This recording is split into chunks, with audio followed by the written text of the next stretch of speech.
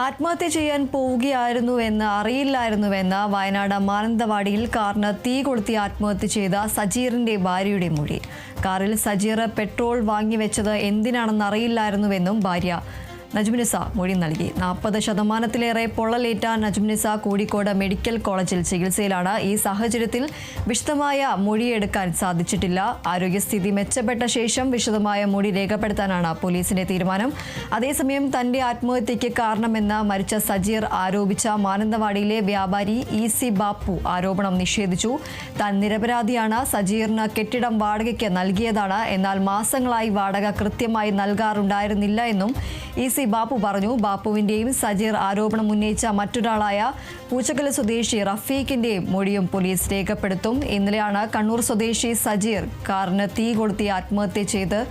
കാറിലുണ്ടായിരുന്ന ഭാര്യയ്ക്കും 3 മക്കൾക്കും ഗുരുതരമായി പൊള്ളലേൽക്കുകയും ചെയ്തിരുന്നു. മാനന്തവാടിയിൽ ഇ.സി. ബാപ്പുവിന്റെ വീടിന്റെ മുന്നിലായിരുന്നു ആത്മഹത്യ.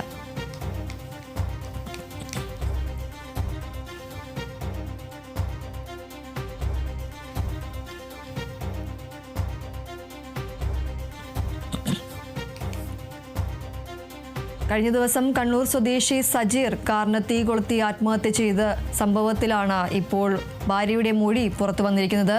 ഈ തീ കൊളുത്തി ഉണ്ടായ സംഭവത്തിൽ കാറിലുണ്ടായിരുന്ന ഭാര്യയ്ക്കും 3 മക്കൾക്കും ഗുരുതരമായി തന്നെ പൊള്ളലേൽക്കുകയും ചെയ്തിരുന്നു.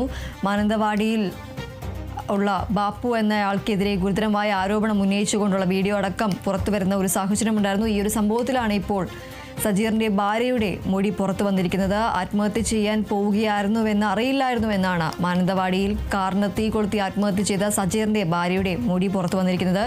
കാറിൽ സജീർ പെട്രോൾ വാങ്ങിവെച്ചത് എന്തിനാണെന്ന് അറിയില്ലായിരുന്നുവെന്നും ഭാര്യ നജ്മുനിസ മൊഴി നൽകിയിട്ടുണ്ട്. 40% പൊള്ളലേറ്റ നജ്മുനിസ കോഴിക്കോട് മെഡിക്കൽ കോളേജിൽ നിലവിൽ ചികിത്സയിലാണ്. ഈ ഒരു സാഹചര്യത്തിൽ വിശദമായ മൊഴിയെടുക്കാൻ സാധിച്ചിട്ടില്ല.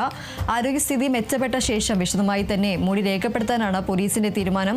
എന്നാൽ ഈ ഒരു സംഭവത്തിൽ തന്റെ ആത്മഹത്യയ്ക്ക് കാരണമെന്ന് മരിച്ച സജീർ ആരോപിച്ച മാനന്തവാടിയിലെ വ്യാപാരിയായ ഇ.സി. ബാപ്പു ആരോപണം നിഷേധിച്ച് രംഗത്തെത്തുകയുണ്ടായി. താൻ നിരപരാധിയാണ് എന്നും സജീറിന് കെട്ടിടം വാടകയ്ക്ക് നൽകിയതാണോ എന്നും എന്നാൽ മാസങ്ങളായി തന്നെ വാടക കൃത്യമായി നൽകാറുണ്ടായിരുന്നില്ല എന്നുമാണ് ഇ.സി. ബാപ്പു പറയുന്നത്. അതുപോലെ തന്നെ ബാപ്പുവിന്റെയും സജീർ ആരോപണം ഉന്നയിച്ച മറ്റൊരാളായ പൂച്ചക്കൽ സ്വദേശിയായ റഫീഖിന്റെയും മൊഴി പോലീസ് രേഖപ്പെടുത്തും.